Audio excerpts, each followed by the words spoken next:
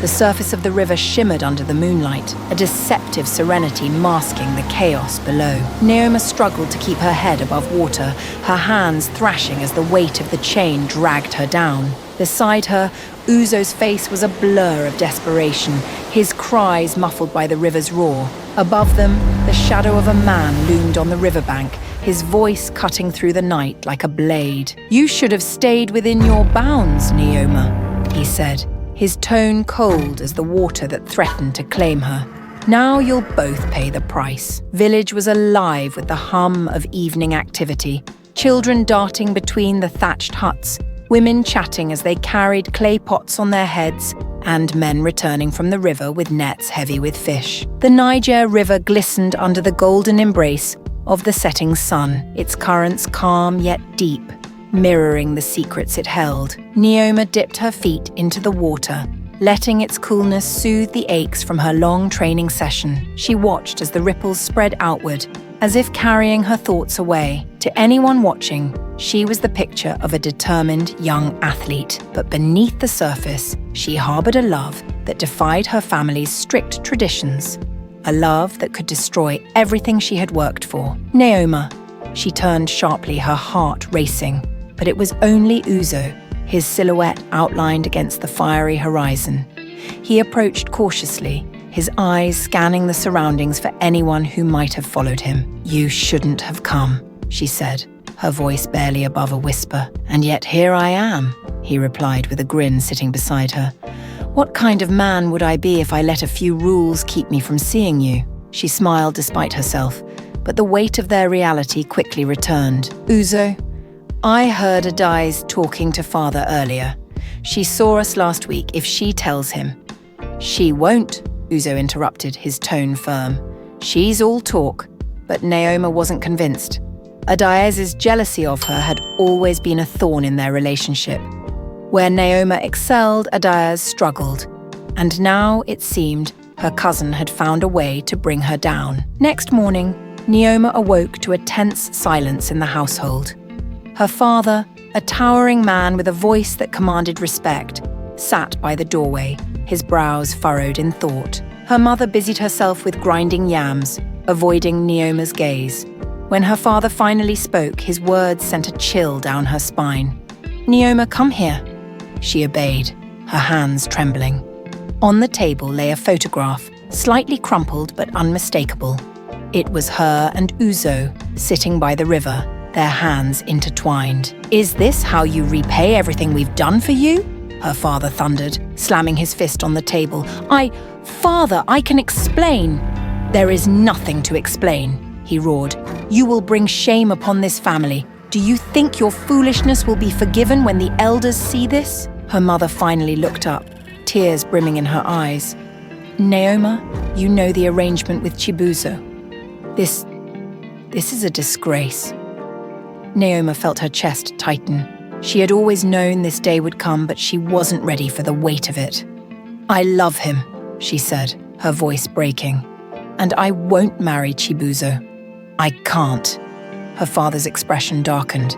"Then, you are no daughter of mine."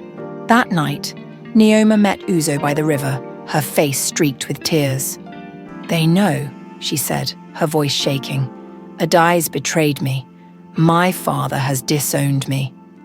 Uzo pulled her into an embrace, his heart aching at the sight of her pain. "Then we leave," he said. "We'll cross the river and never look back. I've saved enough money, we can start fresh." "But what about my dreams?" she whispered. "The championship, everything I've worked for." "You can still achieve them, Nneoma," Uzo replied, his eyes alight with determination. "But not here. Not where they'll keep you in chains." Over the next few days, they prepared for their escape. Uzo borrowed a small boat from a trusted friend, while Nneoma gathered what little she could carry. They planned to leave under the cover of darkness, when the village would be asleep. But Chibuzo, who had been watching them closely, discovered their plan. Fueled by anger and wounded pride, he vowed to stop them. The river was shrouded in darkness as Nneoma and Uzo approached the boat. The air was thick with tension, every rustle of the leaves making them jump. Just as they were about to push off, a group of men emerged from the shadows. At their center stood Chibuzo, his face twisted with rage. "You thought you could run," he sneered. "You thought you could humiliate me and get away with it." "Chibuzo, please," Nneoma pleaded. "We don't want any trouble. Just let us go." But Chibuzo's pride was a fire that could not be extinguished. "You made your choice, Nneoma. Now you'll face the consequences." Before they could react, the men grabbed them. Nneoma screamed as Chibuzo ordered a heavy chain to be tied around her waist. "If I can't have you," he said coldly, "then no one will."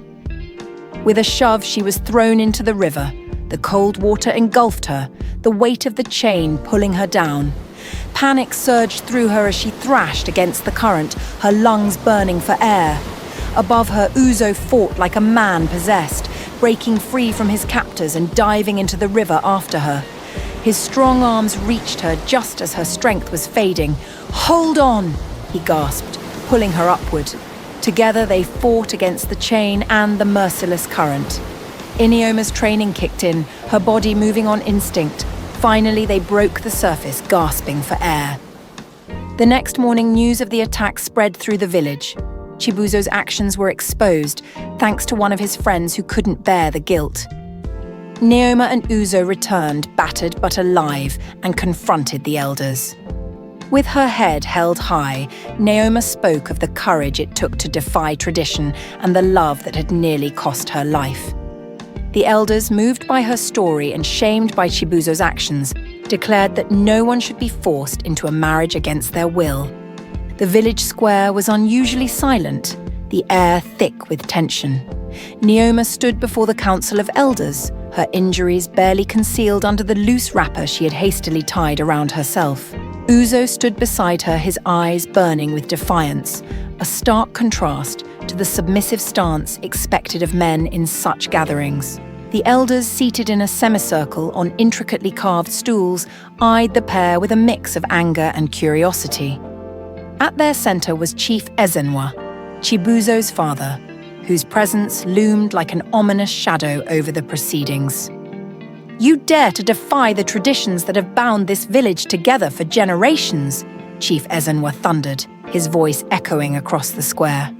Nneoma's voice trembled as she began, but it grew steadier with each word.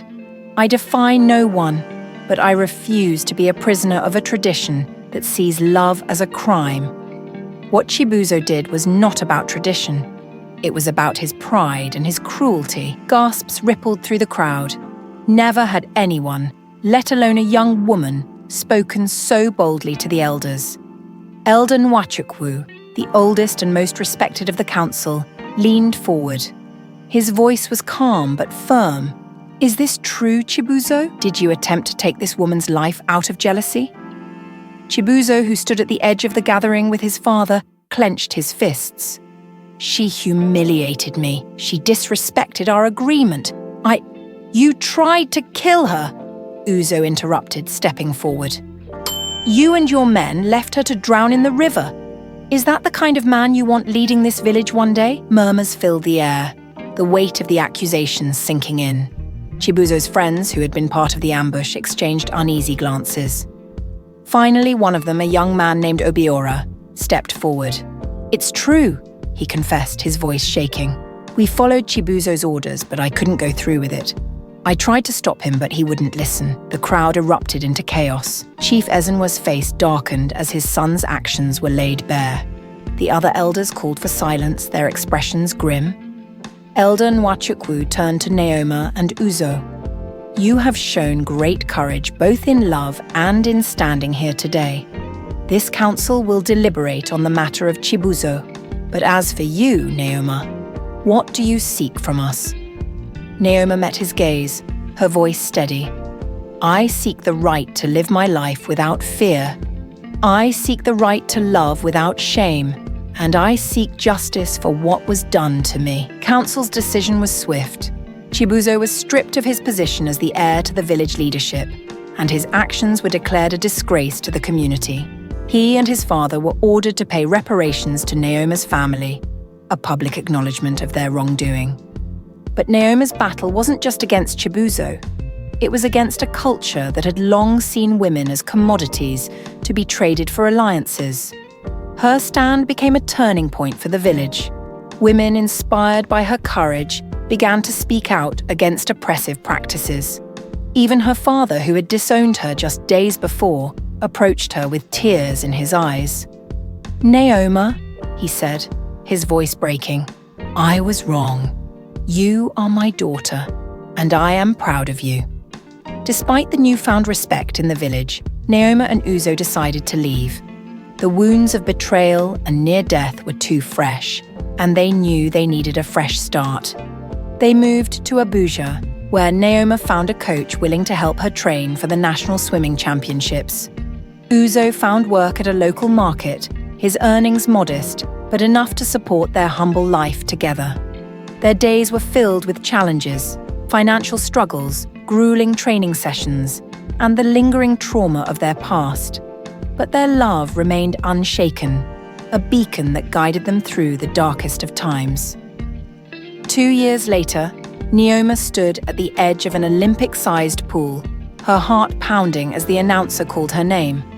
She was representing Nigeria in the African Swimming Championships, a dream she had once thought impossible. The gun fired, and she dove into the water, her body cutting through it like a blade. Each stroke was a testament to her journey, the pain, the betrayal, the resilience. When she touched the wall and looked up, the scoreboard confirmed it. She had won gold. The crowd erupted into cheers, but her eyes searched for one face. There he was, Uzo, standing in the stands, tears streaming down his face as he clapped with all his might. Nneoma returned to the village months later, not as the girl who had defied tradition, but as a champion who had made her community proud. The elders welcomed her with open arms, and even those who had once judged her harshly now spoke of her with admiration. She used her newfound influence to advocate for the education of young girls and the importance of pursuing one's dreams, regardless of societal expectations. Her love story with Uzo became a legend, a reminder that even the strongest currents could not drown a love built on mutual respect and sacrifice. Years later, as Nneoma sat by the riverbank where it had all begun, her young daughter splashed in the water, her laughter ringing out like music. "Tell me the story again, Mama," the girl said, her eyes wide with curiosity. Nneoma smiled, her fingers tracing the water's surface. "It's a story about love, courage, and the strength to rise above the depths," she said. And it all started right here, by this river. Uzo joined them, wrapping an arm around Nneoma. Together they watched the sunset, the river carrying their past away as they embraced the future they had fought so hard to create. Thanks for taking your time. If you enjoy my story, please click on subscribe button, like, share, and press the and notification button, and get more of this mind-blowing stories.